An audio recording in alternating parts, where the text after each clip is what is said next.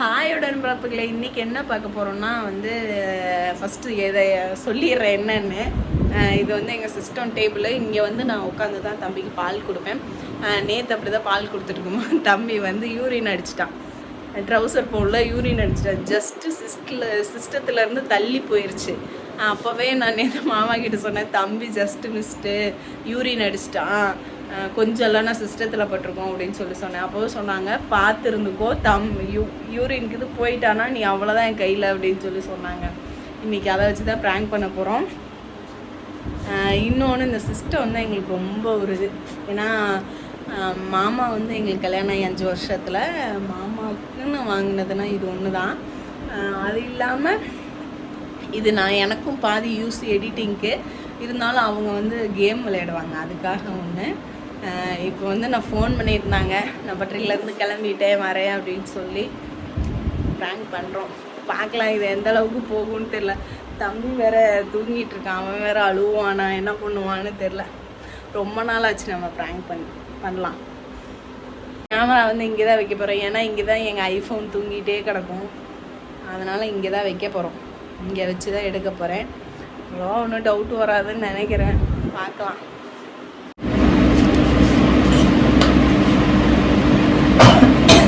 இன்னும் வண்டி சவுண்ட் கேட்கல. வண்டி சவுண்ட் கேட்டதும் நம்ம ரெக்கார்ட் பண்ணிக்கலாம். மைக்கு வேறு சார்ஜர் இருக்கான்னு தெரியல.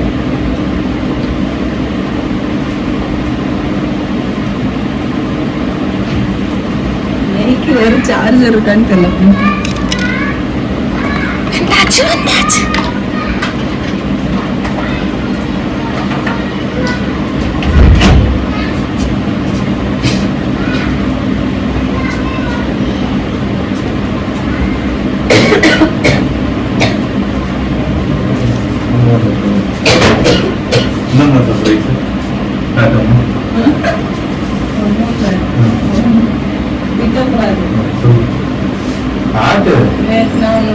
சொன்னேன் இல்ல, தம்பி யூரின் அடிச்சிட்டான்.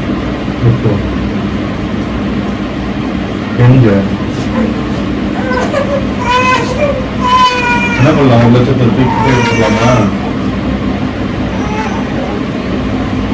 சொல்லு பாப்பா, என்ன பண்ணலாம்? 1 லட்சத்தை தூக்கி எஞ்சிடலாமா? பேசு பாப்பா. நேத்தே நான் சொன்னேன்ல, நீ உட்காராத அடிப்பான் அப்படின்னு சொன்னேன்ல. என்ன பண்ணலாம்? ஆனாலும் சரி, நேற்று அவளும் நான் வார்த்தை தாண்டி வருது பயங்கரமா. ஏன்னா அவளுக்கு இருக்கு, நான் அவளுக்கு சொன்னதுக்கு நான் அவளுக்கு இருக்குனா நான் அவ்வளோதான் சொல்லிட்டு போனல. சொல்லி நான் சொல்லிட்டு போனல. எங்க நினைச்சிட்டு இருக்க? ஒரு நிமிஷம் திருப்பி எப்படி சம்பாதிப்பேன்? சொல்லி பதில் ஏங்க எப்படி பதில் பச்சை பச்சையா வருது, அல்பம் போல இருக்குது, என்ன பண்றது அப்படின்னு நேற்று தாண்டி சொன்னேன். நான் வரவோ எங்க அண்ணனா இருந்தாலும் என்ன கையெடு பிடிக்காத அடிச்சுக்கணும், சத்தியமா அடிச்சுக்கணும் கையெடு. நேற்று சொன்னேன், ஒன்று அடிச்சாலும் இன்னும் நீ வேண்டாம் உட்காந்த அப்படின்னா இது புடுங்கலையே உட்காந்துக்கிட்டு எடிட் மாதிரி பண்றியா? இதுதான் பார்க்குறேன், ரீல்ஸ் தான் பார்க்குறேன். ஏன் இங்கே தள்ளி உட்காந்து பார்த்தா ஆவாதா?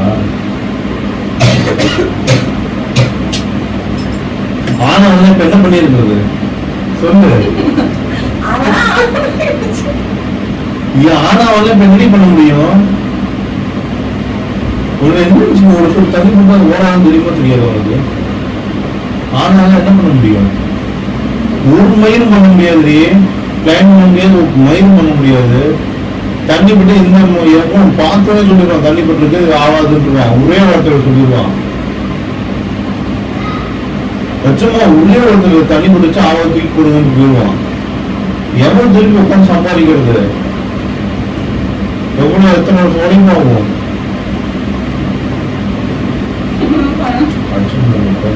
சிரிச்சாத அடிச்சுடுவோம், சத்தியமா அடிச்சுடுவோம்.